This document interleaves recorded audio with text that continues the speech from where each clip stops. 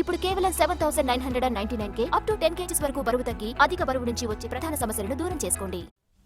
మాజీ మంత్రి Balineni Srinivasa Reddy CM YS జగన్తో భేటీ అయ్యారు.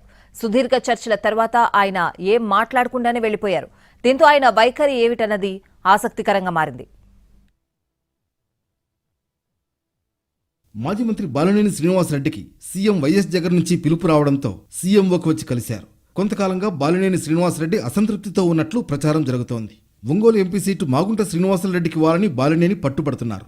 తన నియోజకవర్గం ఒంగోలులో పేదల ఇళ్ల స్థలాల పంపిణీ కోసం నిధులు కేటాయించకపోవడం పైన ఆయన అలగబూనినట్లు తెలుస్తోంది. గత కొన్ని రోజులుగా సీఎం జగన్ని కలిసేందుకు అవకాశం ఇవ్వకపోవడంతో బాలినేని అసంతృప్తిలో ఉన్నారు. సీఎంతో సమావేశం తర్వాత మీడియా కంటపడకుండా వెళ్లిపోయారు బాలినేని. దీంతో పార్టీ ఏం చెప్పిందన్న ఉత్కంఠ కొనసాగుతోంది. ఎంపీ విజయసాయిరెడ్డి మాత్రం ఒంగోలు నుంచి బాలినేని శ్రీనివాసరెడ్డి పోటీ చేస్తారని చెప్పారు. కానీ సీఎం జగన్మోహన్ రెడ్డి విడుదల చేసిన జాబితాల్లో మాత్రం బాలినేని పేరు లేదు. దీంతో ఒంగోలు అసెంబ్లీ ఎంపీ స్థానాల అభ్యర్థులపై ఉత్కంఠ నెలకొంది. మాగుంటకు కాకపోతే వైవి సుబ్బారెడ్డి తెరపైకి వస్తారన్న ఆందోళనలో ఉంది బాలినేని వర్గం. అయితే వచ్చే ఎన్నికల్లో తాను పోటీ చేయబోరని టీటీడీ మాజీ చైర్మన్ మాజీ ఎంపీ వైవి సుబ్బారెడ్డి సోమవారం ప్రకటించారు.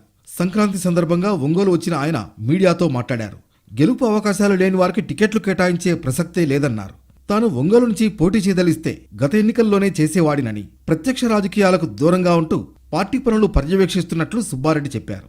వైసీపీ 4వ జాబితాతోనే ఒంగోలు అభ్యర్థిపై స్పష్టత వచ్చే అవకాశం ఉంది.